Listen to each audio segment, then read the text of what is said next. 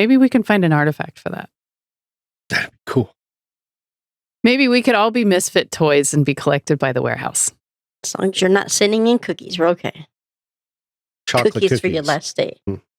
Yes, double chocolate cookies with salt. All right. On that note, are we ready to go? Wee! Let's go. Welcome to the Artie's Attic Warehouse 13 Fancast, where a steampunk girl, a lifelong sci-fi fan, and a rocket scientist chat about the popular 2009 sci-fi series. There's never a dull moment with the agents dedicated to protect humankind from unexplained phenomena that manifest their powers in special objects. And there's all those friendships and relationships along the way. Grab a cookie while you can. Hope you don't smell fudge.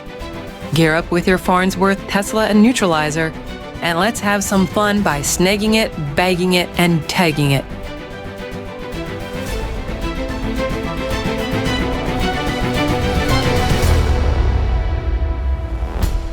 Welcome back to Artie's Attic. We're a Warehouse 13 Fancast. I'm the Warehouse 13 janitor, frantically looking for an artifact to get rid of that awful smell out of the gooery.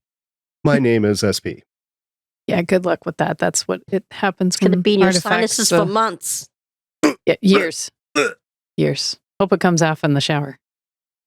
And introducing Artie's Attic, lead agent and historian who would really like to bash some doctors' heads in right now. It's Agent Shannon. Oh, it's going to be an episode. What's up, guys? And also returning My as warehouse girl. agent who cannot keep her hands off chocolate cookies. It's Agent Carolyn.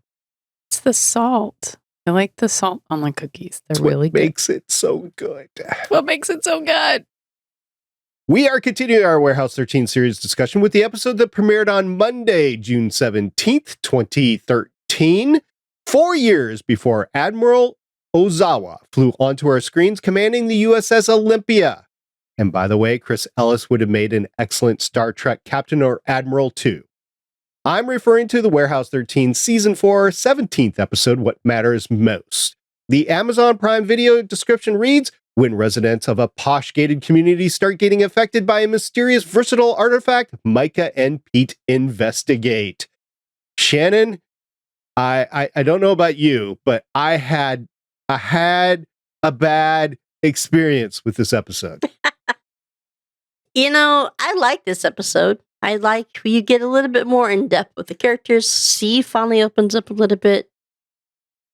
Claudia is doing a Claudia thing and it's going to bite them all in the butt. And then, Yeah. and then the kicker at the end with Myka getting diagnosed with ovarian cancer. What the frack? Right? And Pete with his low testosterone. It's been, I've told you this before. I don't normally watch all of the season. I get to about 3 and I'm like, okay, I've had my fix. And I go back. And when I come back to it, I start over at 2 again. So it's like watching season 4 with that I'm doing with y'all all over again. And it's been a while since I've seen this episode where Michael gets diagnosed. And I'm like, I really don't like it. I don't like it. I don't like it. I don't know. It just doesn't. I don't understand why the writers wrote it in. It's like it doesn't need to be there. Like, yes, No. the world sucks, but So seriously, all why do you of have them to are put it getting in there? their yearly physicals. Everyone is getting one. Pete's had one. Steve said it was this time for, that time again.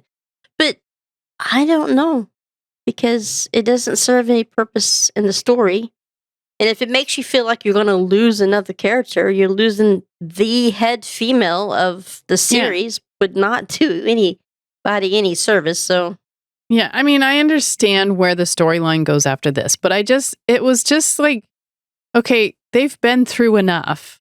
We've got a lot of different other storylines we can cover. So why does this have to be in there? Why do you have to add something like ovarian cancer to Myka? I remember now why the storyline goes this way and what they do with it. I'm not happy with it, and I don't understand it, and I don't like it. And I know where it goes. I didn't like it the first time, and I don't like it the second time either. I don't remember how it ends for her because I haven't watched this particular season in like probably 3 years. I don't remember how it ends. I don't remember how they solve it for her. I know the bad guy that's coming, and I know the kid is involved, but I don't remember the details. But yeah, I mean, I get that storyline.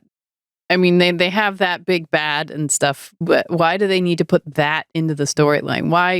Why write that into the story at all? We know that stuff is out there. We know that things are out there that it can affect people and that sort of thing. But why do you even need to put it in there? Just don't. I'm not a fan. We'll see that. So Shannon, once upon a time you alluded to the fact that you didn't know, or maybe we had this discussion or whatever, we didn't know when Warehouse 13's 5th season was greenlit, and that they were writing this as the final season while they were going through it and shooting it and writing it and everything. So they didn't know they were going to get a 5th season. Right. So we're watching an episode that originally aired in June of 2013. The final episode for this season airs on July 8th, 2013. Just looked it up.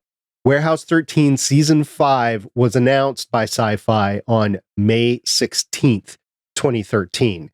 So they already knew by the time it aired, but I don't know when the principal photography of this episode was. I'm thinking it was before May.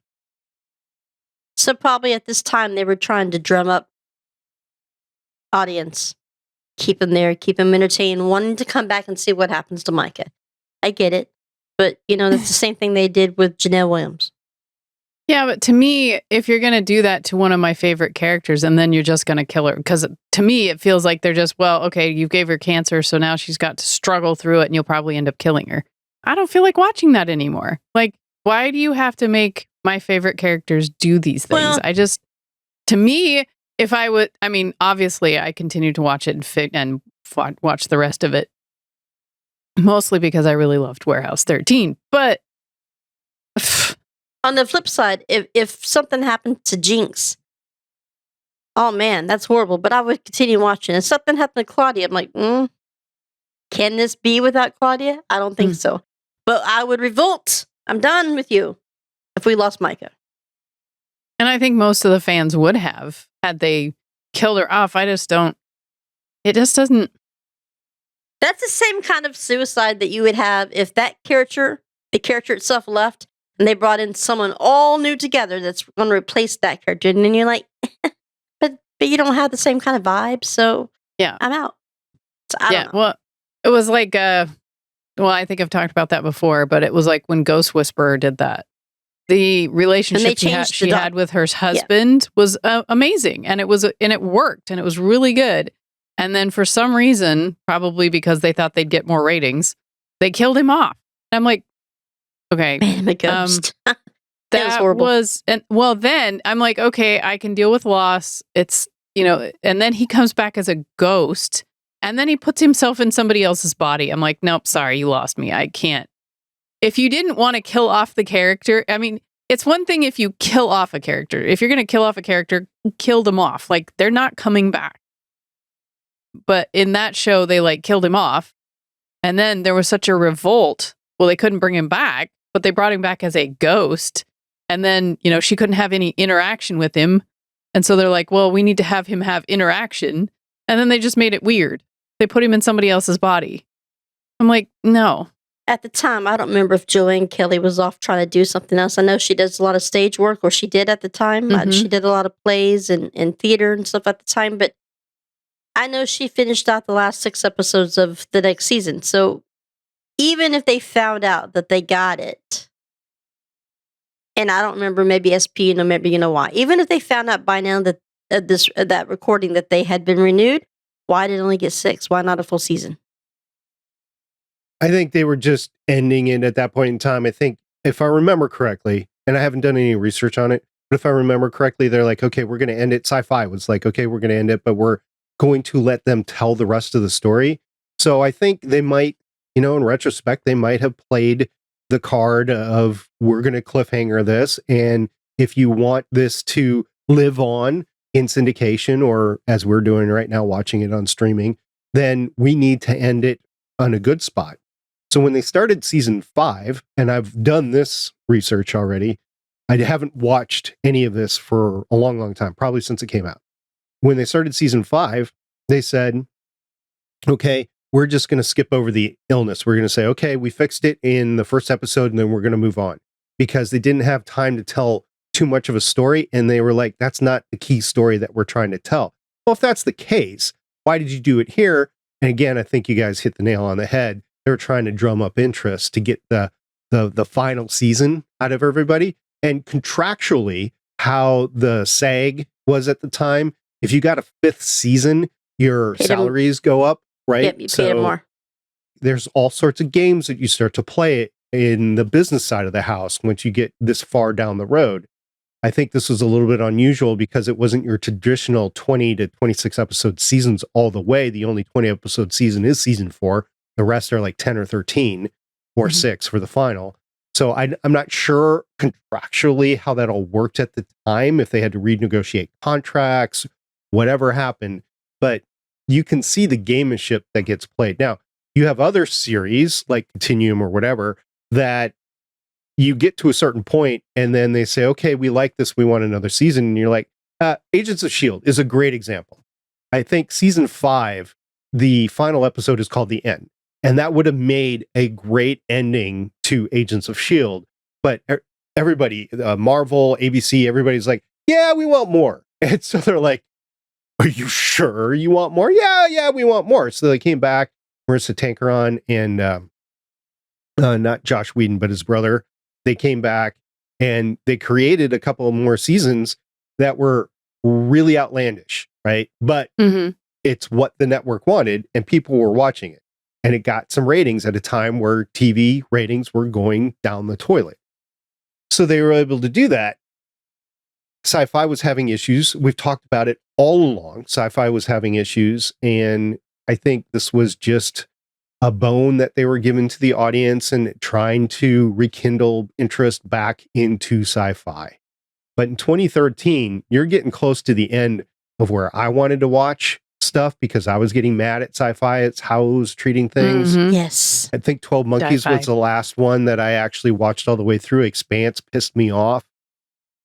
Plus, you're starting to see the new way of doing things back then where they go these 18-month breaks in between seasons. Yeah, that was really irritating. Which I'm pretty sure, correct me if I'm wrong, but BSG was also playing during this time. And No, they BSG weren't. ended in 2009. Yeah, it was already done. BSG was the first time I saw them do that kind of long break, but they weren't doing that here with Warehouse 13 yet. BSG took the long break because of the writer's strike.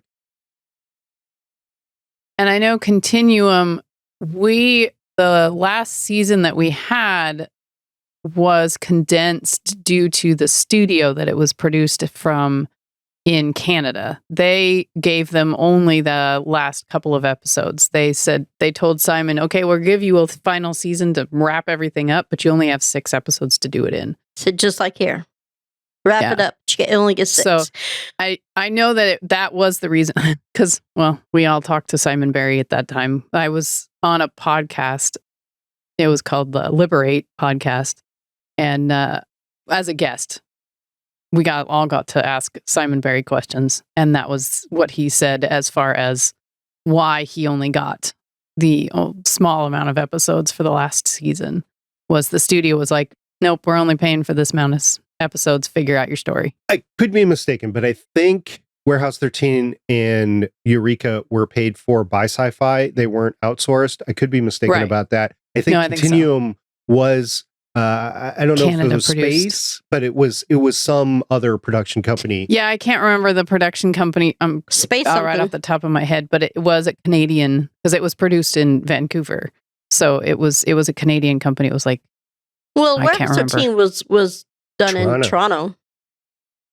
But, regardless of how it went down, this is the beginning of the end, I think, with the story. Back to Warehouse 13. And as much as they may be closing down, for those last 6 seasons that we have Warehouse 13, they're opening up new storylines because you get a whole other family member for Claudia. in those last 6 episodes. It's interesting that you use family member because, well, there's another connection there that we'll get to in the next 3 episodes about our little Josh Blaylock, or Nick. It's Nick Powell, I believe, is the character that he plays. Josh Blaylock is the actor's name.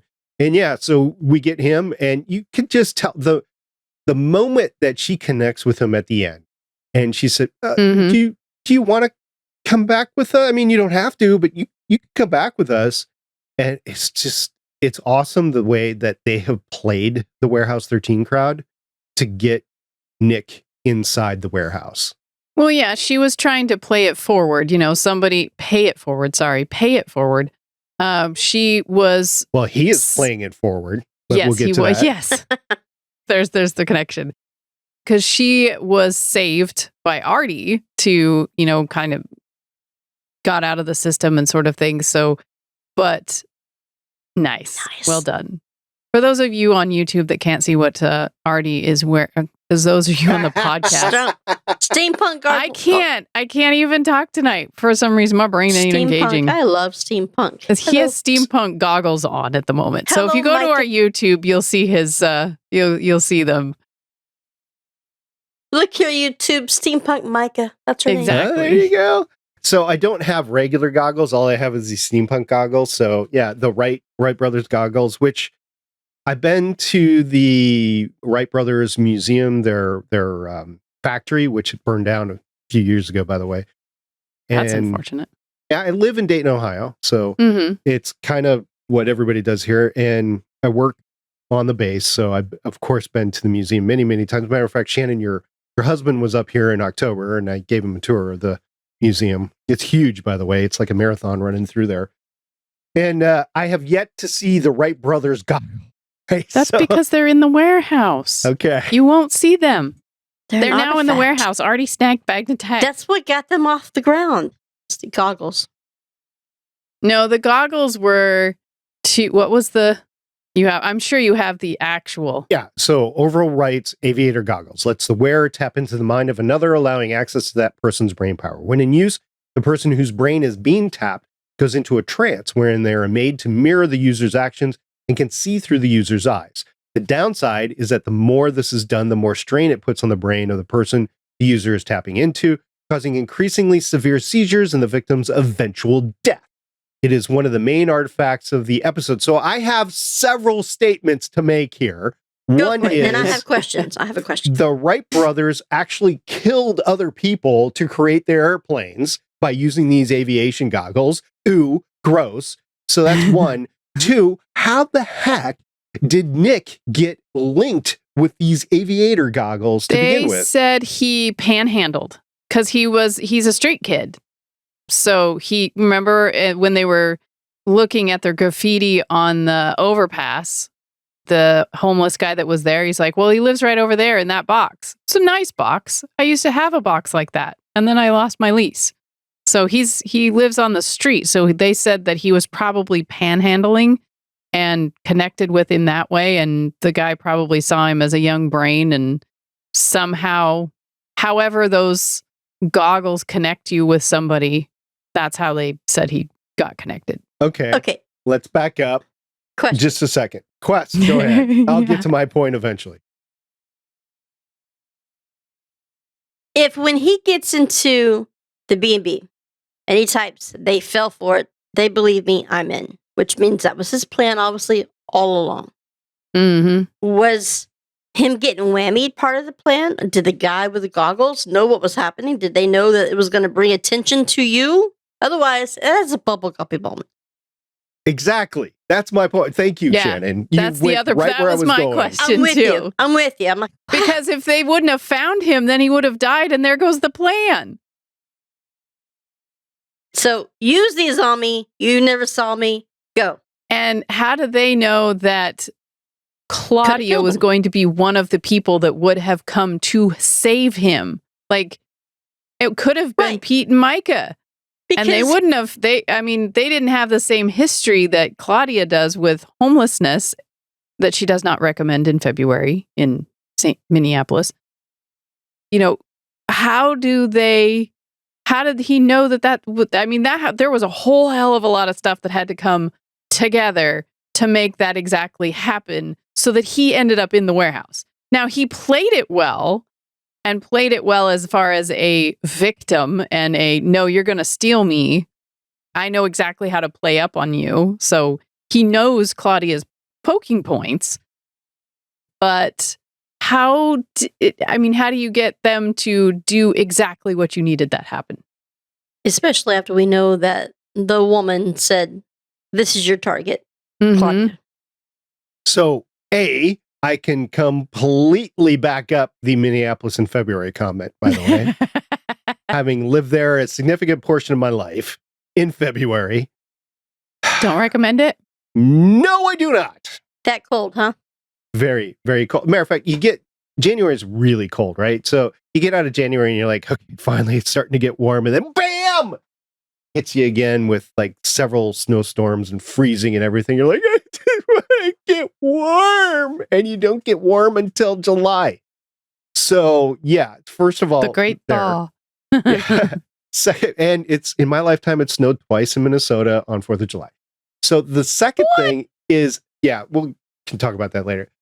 The second thing is there is a Grand Canyon-sized plot hole running straight through all that.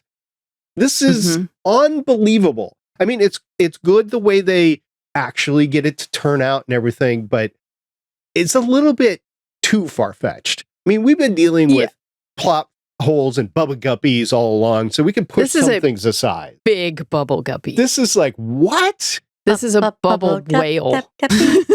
What would happen if this failed? Yeah, this was a bubble whale. Yeah, he could have died. They could have not found it in time. Mm-hmm. Although it was cute in the beginning when the Artie was dishing out things to go do and artifacts to go check out, that he gave this to, Claudia and Jinx is like, I think I need to stay here and clean out the gooery. And Artie was like, well, I've hit my stride with Claudia. We had fun. Let's go do another one. She's like, okay, Bilbo Baggins. And this is a particular case that Artie was picking up on the cues from Steve. He's like, he didn't want to go. He needs to talk to Abigail. Okay, I'll go with Claudia. And you don't see that in his expression. He doesn't skip a beat or anything, but he was thinking of that. And so this gets me back to the Artie of old where he knows, right? He's can picking it up. Yeah, where Steve is literally putting it down with his trunk, right? He's like, oh, I get it. Yeah, he needs to talk. Okay, let's go, Claudia. And it was cute when they were in the place where they probably filled porn. That used to be a safe house. Claudia, she cracks me up. And when Artie was like, okay, I think I figured it out. Come over here. And she limps over like, yes, master. Yes, master. They were playing off each other pretty good. It was good to see. Their playing off each other was very cute. And it's just sad that, what happens with this and what happens with him and how it turns out when she's trying to be so good and nice and paying it forward to a kid she thinks is also, a lost cause like she was. And then they'll get whammied. Kid in quotes. You were explaining who that kid was and what he might have been doing. Who was it again? Well, his name is Josh Blaylock. That's the actor that played him. He hasn't done really anything since 2017. And he plays Nick Powell. And we're going to see Nick for every single episode. And he plays a significant part of what's about to happen. I'm not going to spoil anything. I know we have spoiled stuff, but I'm not going to spoil anything for this because it's kind of the main story as we go along. So you guys enjoy the ride as we take it. But he is linked, as Shannon said, to the woman out in that's looking at the warehouse. This is your target. Yeah, it's linked. Yes. It's the main focus of the story as we go forward. Yeah, it was funny when Artie was in the big building. She's like, there's a lot of frosted doors with desks as they're trying to find the guy. All I can hear is kill the rabbit. Kill the wabbit. It's been a while since I've enjoyed both A and B story, but I liked both of them in this season, in this episode. I liked the story. My eyes driving me crazy. I like to see the storyline with Pete and Myka in the neighborhood with the crazy. What do you say? It was like a 1950s TV show like going bananas. 1950s. Everyone's out in the front. Yeah, I'm like, that'd be a little creepy to me. I need to go back in the house. Well, something like HOAs make you miss boot camp or something like that. So I think they misplaced the casting for this season. I think they should have had the Wisteria Lane, the Desperate Housewives actors in this episode versus the episode last. No, I do. I think that it would have been right on the nose. I think it would have worked out just fine. I did like the actors in this, the guest stars. I was going to say, they did pick a good person to be the crazy lady with the salt mask. Yeah, do you know anything about her? Did she look familiar? Yes, she did, and I was trying to place her, and I couldn't. Okay, but Shannon? I figured you would tell me. All right, so her name is The Cynthia. janitor knows all. Just because I He looked does up the IMDb. research. Yeah. The janitor does the clicky. So Cynthia Watros, or Watros, Watros, is her name. She has 62 acting credits since 1994. She was in 52 episodes of The Drew Carey Show as Kelly Newmark. Cleveland Rocks. By the way, that's the theme song of the episode. So that's why I say Cleveland Rocks there. Oh, okay. She was in 110 episodes of Guiding Light. Didn't see it. That's not something I watched. She was in 26 episodes of a little off-Broadway show called Lost. That's where I know her from. I didn't watch that I knew either. her face from there. She played Libby Smith. Yes, Yep. Libby. Yep. Now I know. Now I get it. Yep. That's where I know her face. I knew especially when she would get like angry or pissed off, when she was defending and trying to get her husband's bust, not get her deleted for, everything. I was like, oh God, I know her. Why do I know her face? I didn't watch Lost either. She was in 7 episodes of House, so not a true regular, but she did have a stint on there. She's just this one episode of Warehouse 13. 47 episodes of The Young and the Restless. Yeah, I never watched soap. 36 episodes, and I remember this title, but I don't remember anything about it. 36 episodes of a series called Finding Carter. I remember the name, but I don't know. Yeah, I was thinking Finding Carter like Sheriff Carter on Eureka. I honestly think that's what it was like from. Agent Carter's what I thought of. Yeah, that too, Haley. right? Yeah. And then 660. Like, if you find her, let me know. 660 episodes of General Hospital. Now that I watched, but as a child. Yes, so. This was recent. So this was after she did Warehouse 13. Yeah. So 62 660. That's steady work. That's a steady paycheck right there. Yeah. Cynthia's been around a little bit. That's like several seasons. Just a few. Several years. Just a sprinkle. I didn't sympathize with the character at all. And normally, like, you get the motivation of the villain. So you're like, yeah, I can see where this is coming from. Like Anthony Michael Hall, who I just watched in Weird Science this week, by the way, on the VHS such player. a good movie. Yeah. Weird Science. So not like that, where you can understand finally where he's coming from. I never connected with her. I was like, oh, you're just the nosy neighbor. And then all of a sudden you have this sinister plan to get back at the board because they didn't put the bust on. I'm like, this is not anything I'm interested in. Yeah. Toodles. Okay, so Colonel Mustard. I don't know his real name. I don't remember what they called him. Colonel Mustard. Good one. I like Colonel Mustard. It matches your microphone. we played Clue this week with the Girl Scouts. And that's Colonel Mustard. That's perfect. So I understand his sin of when he was in the war, right? Yes. Mm-hmm. And the parking Nazi. What was the security guard's sin? He had arson with his house. He burned down his house. He purposely I liked this quote. He put boron in his light sockets, which burns blue. Green. Sorry, which burns green. And Pete was like, I know that because it was on Bill Nye the Science Guy.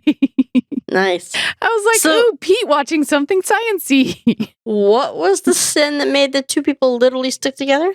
They were cheating. Remember the guy in the garage? He was the husband of that wife. Yeah, she was cheating on him with the kid. Because they were cheating and they were joined. That's a sin to cheat. Yeah, but it could have. I'd rather have the one that makes you cough than like literally sticking together. The cough was gas, mustard gas. Right. Mustard gas. Yeah, and of course Pete was the DUI. That was some powerful acting by Eddie McClintock. It was hard to watch. I mean, I get why they did it. It was not. I don't think it enhanced anything other than that he was doing. This was unnecessary. Unnecessary to take Pete down this path. It was absolutely really foreshadowed up to this point. I mean, I guess it's good that we finally know what caused him to not drink anymore, but it doesn't line up. If he did it when he was young with a friend, it doesn't line up with the fact that he got married afterwards. So yeah, it's just the timeline is not there. It was like something that they put in after the fact. Yeah, well, I mean, he had to eat the cookies to make them get closer. Yes, this was how they did that to get the two of them closer. You get non-bearing of Wells and Pete and Myka. They should have had it in from the beginning because, like I said, it's inconsistent storytelling the way they did it. Right. Yeah, this was a very broken episode, I think. I mean, it was good. We got a lot of interesting little story bits and growth of like Jinx. But the continuity of the writing was not. It was broken. To me, it was hard to watch because it was very broken. Like it just didn't flow to me the way other episodes had flowed. And like they just kind of plopped things in there because they could. Like, the whole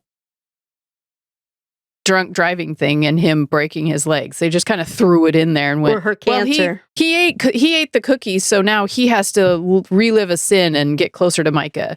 Or, it was just it was not my favorite episode. There was a lot of good growth in it, but it was not. I had a hard time believing his tears, but I believe her. She had tears in her eyes because she's listening to a story. Yeah, definitely.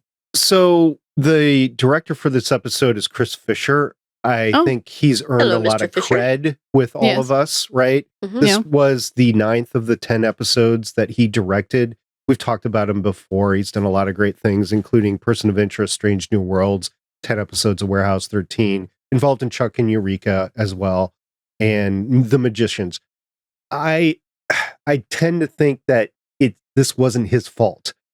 I don't even know if I can throw it on the writer. So it was written by Diego Gutierrez, who has 13 writing credits since 2002, an episode of Buffy the Vampire Slayer, an episode of V, the new one, not the one in the 80s. I think both were good. I just think the new one that was out 10 years ago or so just didn't have the same oomph as the original one did.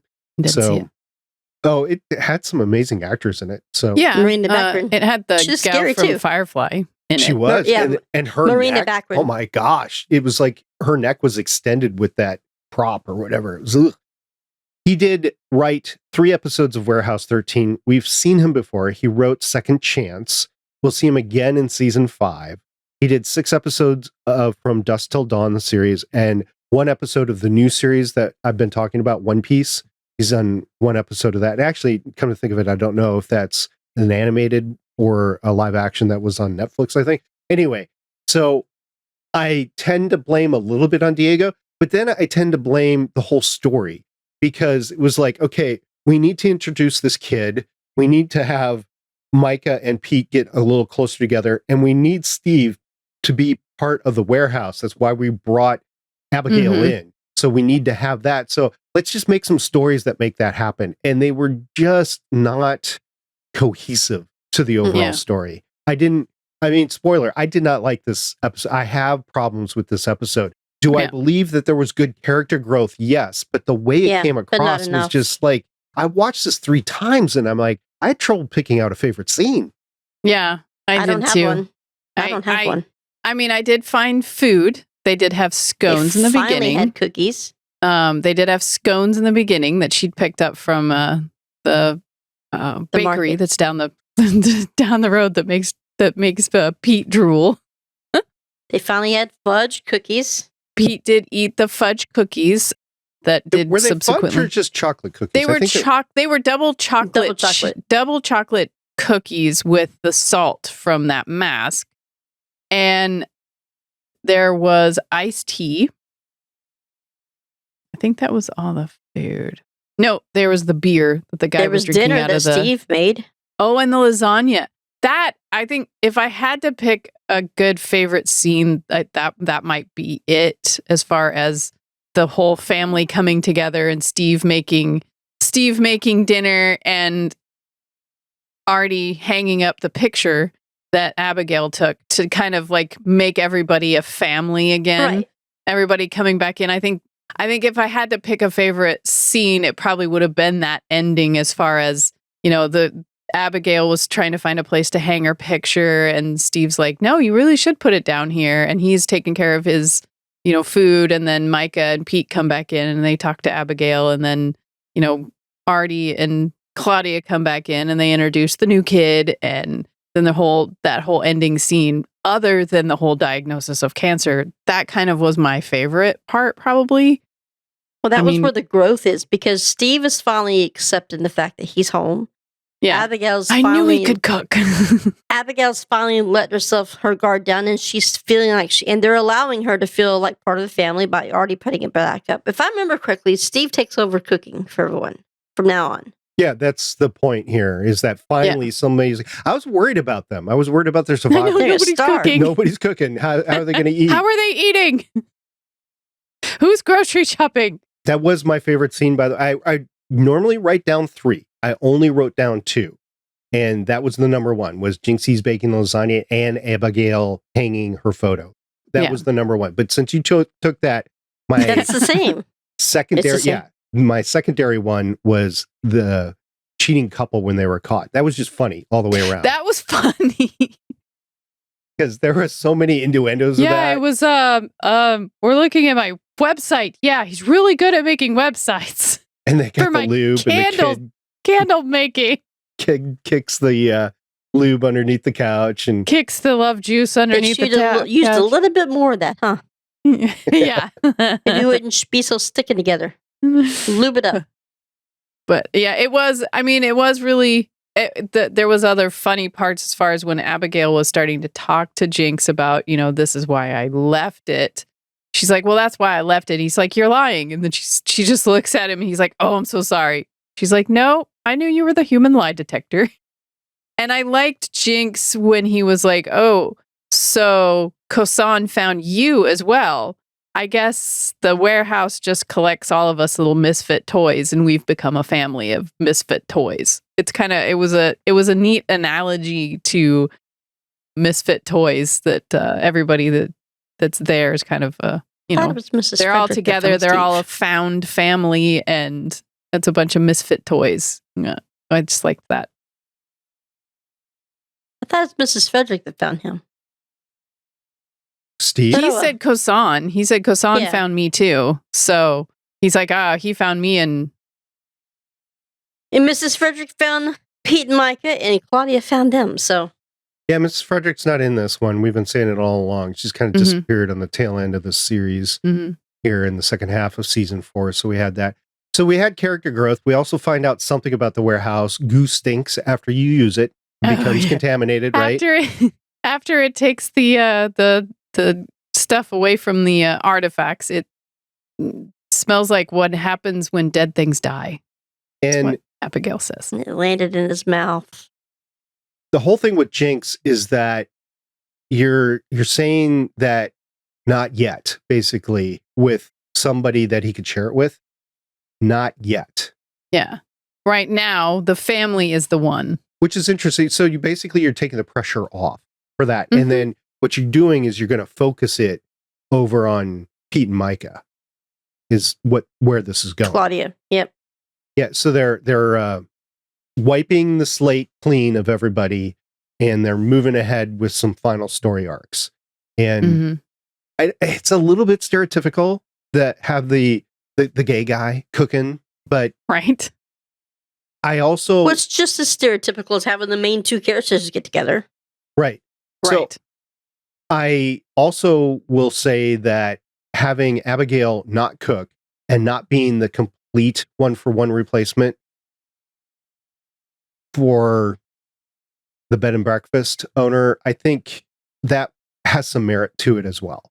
Like, okay, Lena's gone, but you're not replacing her. You're not basically taking her character, making a new character and saying, okay, this is what Lena should have been all along. Yeah. You're Right? not making a carbon copy, but making it a different person. Even though it it is the replacement character for Lena, you're not just saying, okay, I'm But she was the cook. Let's make her the cook. Yeah. Yeah, you're not doing that. We already took the brain and the off processing. It's like, okay, so the overall rights, they killed people, and then how did Nick get included? Yeah, it's so far fetched. I just have to leave that one alone. When Pete is telling his DUI story, the Colonel gets there way too fast.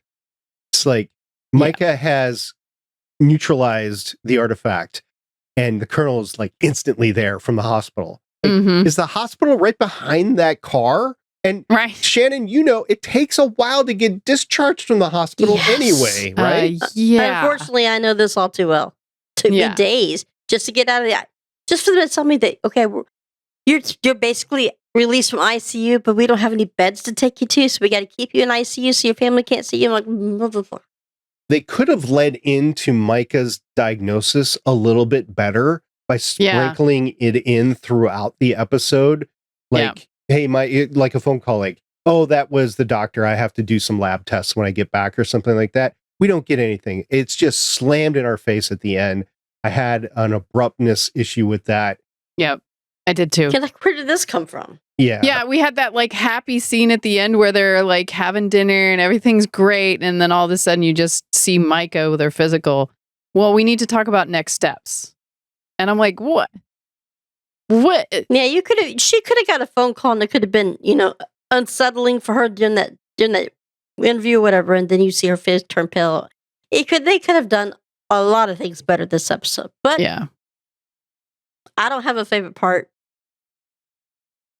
I think you had that little bitty tiny growth between Abigail and Steve. Yeah, as he said, they said you were good. I liked how Artie was listening to Claudia invite Nick over, and he smiled because he saw the growth that she was having. Yep. He's like, aw, she's going up. Other than that, this to me was a filler episode. I have to talk about Colonel Mustard. Okay. Lay it on me. We're going to use that name from now on. Colonel Mustard is not Colonel Mustard. It's Colonel Arnold Cassell. And it was played by Chris Ellis. And this is what I was saying. Chris Ellis would have made a good captain or a Star Trek admiral or whatever. Chris has 141 acting credits since 1979. Wow. You will have recognized each and every one of these movies that I'm about to lay on you. He was in the 1990 movie Days of Thunder. That was the Tom Cruise NASCAR one. No, was he in that? Just about every one of these won an Oscar for one reason or another, by the way. He was in the 1992 movie My Cousin Vinny, and that is when Marissa Tomei won her Oscar. I remember that. My biological clock is ticking like this. So she's pounding the lean-to of the cabin that they're staying in. He was in the 1995 movie Apollo 13. He played Deke Slayton in that. I watched that movie, but I'd have to Before The Martian, this was the marquee space movie that was out there. I remember that. Yeah. And it's still a good movie. It's just The Martian is out. So, yeah. He played Deke Slayton. And Deke was for the original astronauts, he ran into a heart defect, so he couldn't fly. And so he became the chief of the astronauts. Oh, okay. So in real life. And so Chris played Deke Slayton there. He was in, and you guys this is a movie that you probably don't know. In 1998, he played General Keane in the Pentagon Wars, which was a kind of a view of what was going on with the acquisition process of the Pentagon at the time. And it was just us focused. It was the U.S. military focus. It wasn't a war with anybody else. And it's called the Pentagon Wars. So he was in that. He was in the 1998 movie Godzilla. He played a general in that. He was in the 1998 movie Armageddon. He played Flight Director Clark in that. So, yeah. I liked that movie. Yeah. Sounds like we need to go through some 90s movies or something. I remember Right? all these. Maybe that's what we should like continue with on our next podcast. I know is, all like, these we titles, reviews Mike, these but really good movies. I haven't seen these. I never saw Godzilla. You know what I haven't I seen saw recently? What? I haven't seen Cutthroat Island recently with Gina Oh, Davis. geez. Great Louise. one. Thank you for sending it. My sister actually saw that and was like, "Oh yeah, that's a really good movie." That's See? another one I ended up getting in the. My mom's like, "What did you get now?" I'm like, "I don't know. I'll have to look at what I got." Open it up, Cutthroat Island. She's like, I "Let used me to guess." say, well, if SP? I don't I'm know like, who sent this. I have a I used- humongous stack of movies now. Shannon was saying last time that I think it's only available on VHS. I'm like, I'm going to prove her wrong. So bingo, there you go. There's I your used to be Blu-rays. able to say, You've well, if I proved you're I didn't wrong. order this, it has to go from SP, but sometimes it ends up being from Sasha. So, Sasha. Well, I can definitely yeah, say it's you- from SP definitely. because And it's a Sasha doesn't great send me movie. anything. No, So- she doesn't. Talking about space movies, Apollo 13, Martian, and Armageddon, Chris Ellis also played in the 1990 movie October Sky as the principal of the high school. If you don't know what October Sky is, it was about a bunch of, this is a real story, by the way, about a bunch of boys in West Virginia that for their science project in the mid 50s, like when Sputnik first went up in 1954, they did a rocket back then. And the main guy behind it ultimately worked for NASA. He's retired now, but worked for NASA. So he wrote a book called The Rocket Boys, and they turned that title into October Sky. And Chris Ellis was in there. Very good movie. I did appreciate that. Being a rocket scientist myself, they didn't take any liberties. They actually were going through what a rocket is and how to do it and that sort of stuff. And they didn't do it in a way that people that weren't rocket scientists didn't know what was going on.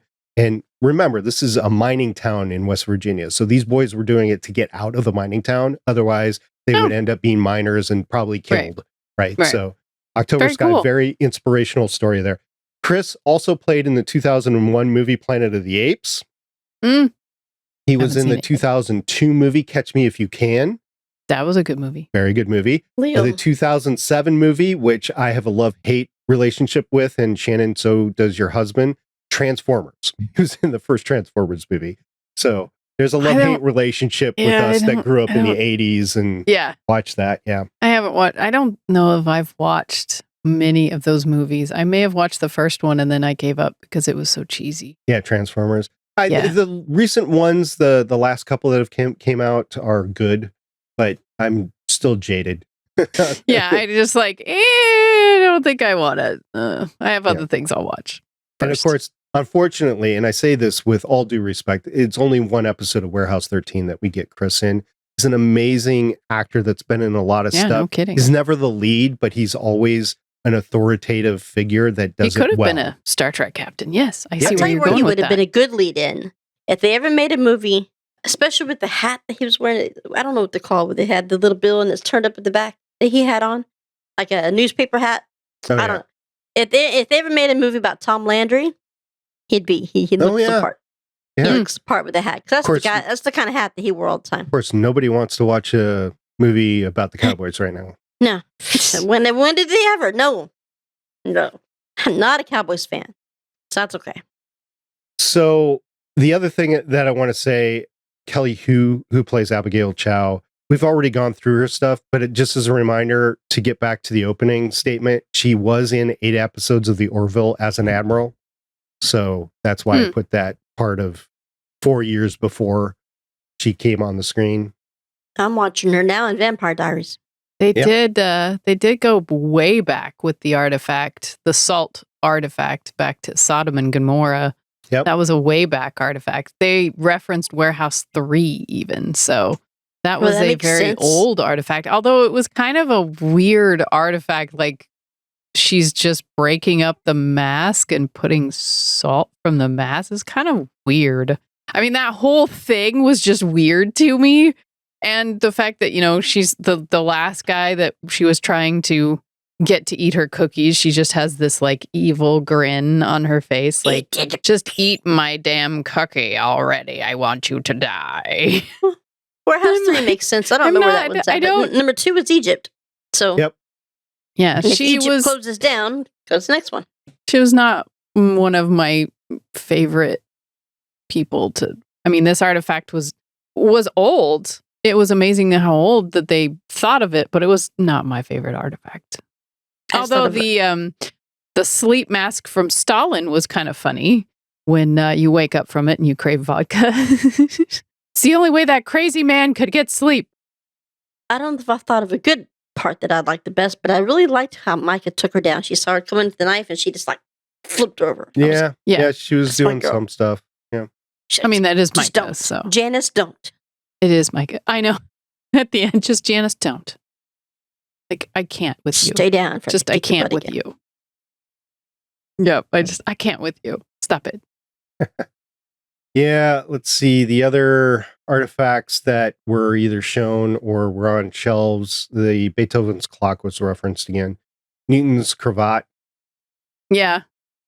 Where you have a really big pull of gravity is the downside. Right.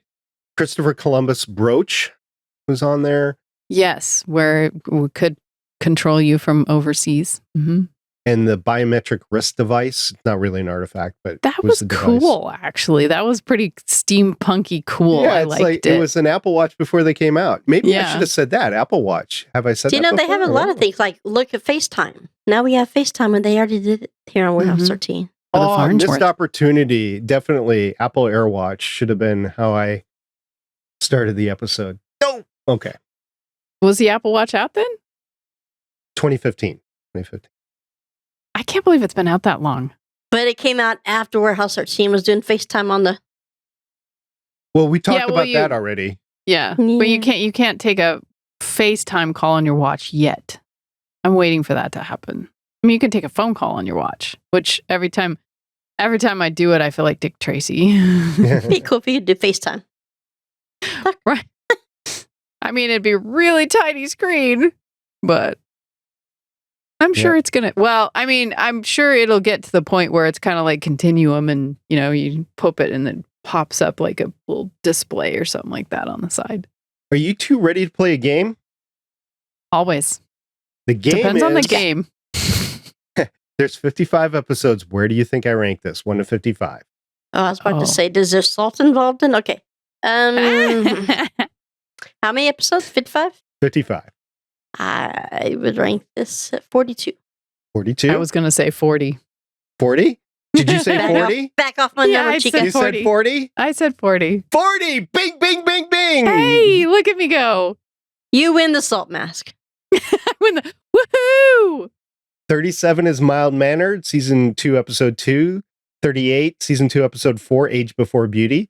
39, Season 2, Episode 3, Beyond Our Control. And 40, Season 4, Episode 17, What Matters Most. It's followed by Season 3, Episode 10, Insatiable, and Season 2, Episode 11, Reset. So that's where I slated it. As many years as I've watched this series, I can't even remember all the episode names. And I know you have it in front of you. I just remember the ones that I like the most. Right. Which are the ones up at top. Yeah. So Mild-Mannered is the one that they have the vigilante.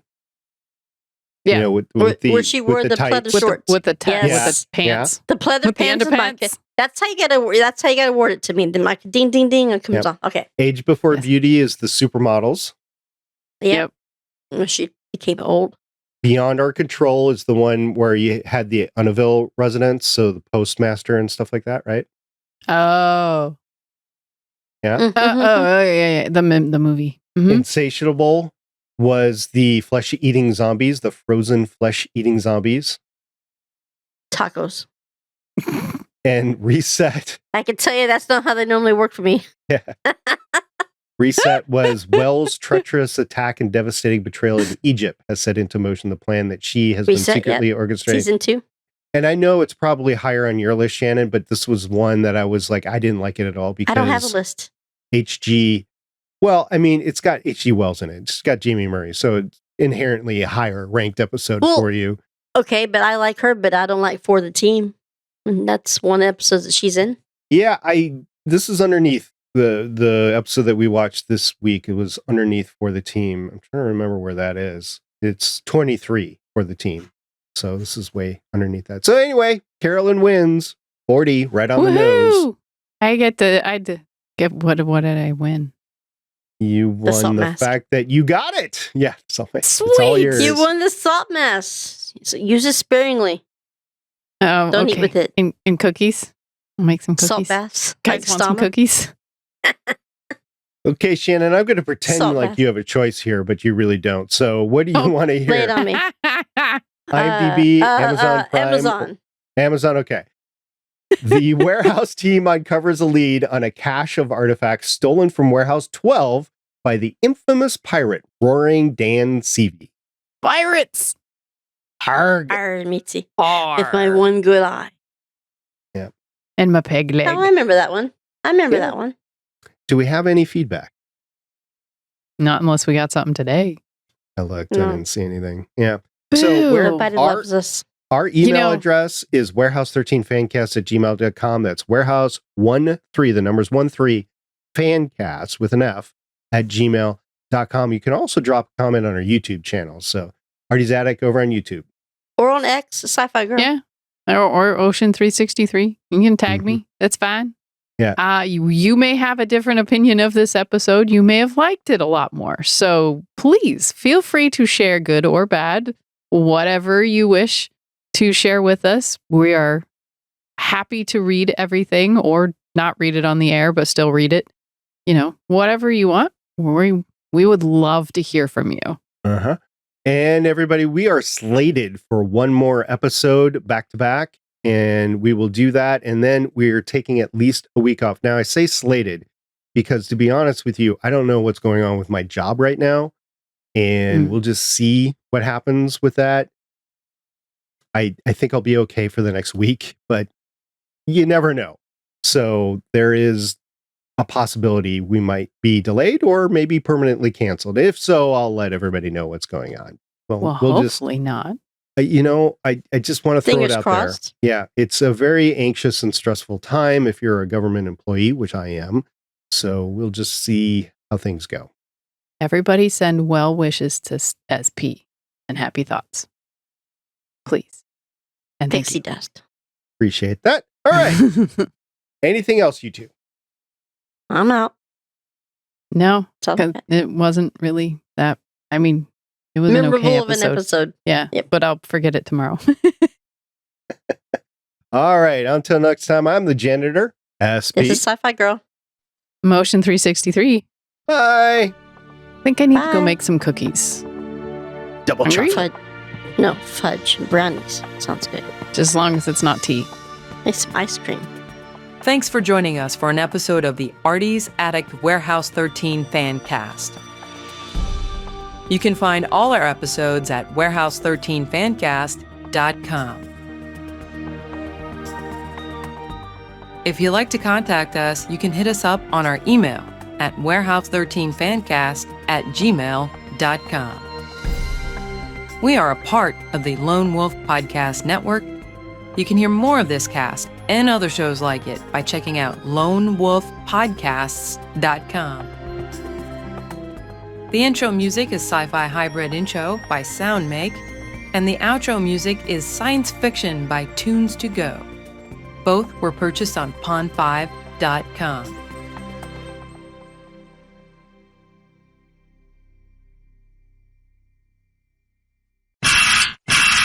This is a 5-in-1 bar tool. So it's like a two and a half, I think. Looks like a pipe. But yeah, it does. So it's a measurement. I forget what they call it. Measurement for shot glass. I think it's 3 ounces. Oh, I see. And then if you need to break up Whack ice, somebody on the head. it's ice. You can crack the ice apart. And then if you need to open a bottle, got a bottle opener. Well, isn't that fancy? And then if you happen to have a bottle of wine that might need to be opened, Wow. got a That's just all corkscrew in kinds the of handle. fancy. I have, Yep. I have a wine opener on my Leatherman, actually. And then if you want to poke somebody's eye out, Or whack them on the Smack 'em in the head, face. you know. Yeah. Guy Smack kinda him in the face. Smack it. Smack them. Smack. It has way more. Come on, baby, take it off. Take it off. Just What if roll I it break on up. Just roll it on up. Just go ahead. Oh! This looks cool this way too. Careful next time, babe. It's nice and soft. Oh, wow! Smack! Smacked ya. Smack. There you go. My go-to first Star Trek is that one with Chris Pine. I love it. And Chris Hemsworth. They're both in the same time. Well, Yes. for me, it's the Star And Trek Mr. with Cousin. Alice Eve in it. I don't know who that is. Carol Marcus. The blonde chick. Of course, she doesn't know who it is. It's a blonde From- chick. From the original that Kirk likes, right? From the 2009 Star Trek movie. Yes. She plays Carol Marcus. Yeah, she plays Carol Marcus. She has the short, kind of bobbed hair. The nurse. Blonde. Yes. Well, she's a Dr. scientist. Carol but yes. Marcus. Doctor. Yes. It's so funny. She's a blonde, so it's just whoosh out of her head. It's so Yeah, funny. it's blonde. Oh, yeah. Yeah, I'm like, I don't. She doesn't like blondes. So I mean, if she was a brunette and short, it might have stuck longer with me. I love that movie. It's been a while since I watched it. It's not my favorite track, but it's pretty good. yeah. I haven't When I watched it worked in a at while. Pepsi, I used to, every time I'd sit down, I had one of those, the background to my login. Yeah. Had Star Trek when he was riding the motorcycle. Mm-hmm. Mm. At the beginning, And you on s- Earth and in you- Iowa. Yeah. Yeah, and then you see the ship being built in the background. It's Yeah. awesome. Yeah. Continuity people within Star Trek go ape crap about that. That's not how it's done. It's done up in space dock. Blah, blah, blah, blah, blah. I'm like, okay. That's also the movie at the end where they're all watching the ship being rebuilt in space dock too. That was pretty cool. I don't know. I'm watching Alice Eve the whole time. I don't know anything what happens with that entire Your eyes movie. are just laser focused. Alice Eve? Oh no, That that's the is second what- one. I think she's actually on my list. Is she? More than likely. She is. She's number 2 right after Rachel Nichols. I thought so. Christopher Columbus brooch was on there. Yes, where it could control you from overseas. Hmm. And the biometric wrist device. It's not really an artifact, but That it was the device. cool, actually. That was pretty steampunky cool. Yeah, I it's liked like it. it was an Apple Watch before they came out. Maybe I Yeah. should have said that. Apple Watch. Have I said Do you that know they have a before? lot of things like look at FaceTime. Now we have FaceTime and they already did it here on Warehouse Mhm. 13. For the Oh, Farnsworth. missed opportunity. Definitely Apple AirWatch should have been how I started the episode. No. Okay. Was the Apple Watch out then? You're kidding me. Oh man, we were so far into it. Oop. The Apple Watch don't think the premiered in Apple Watch- 2015. 2015, so it was before the Apple Really? Watch. It's been yeah. out that long? I didn't Yeah. think it'd been out that long. Yeah. Wow. Huh.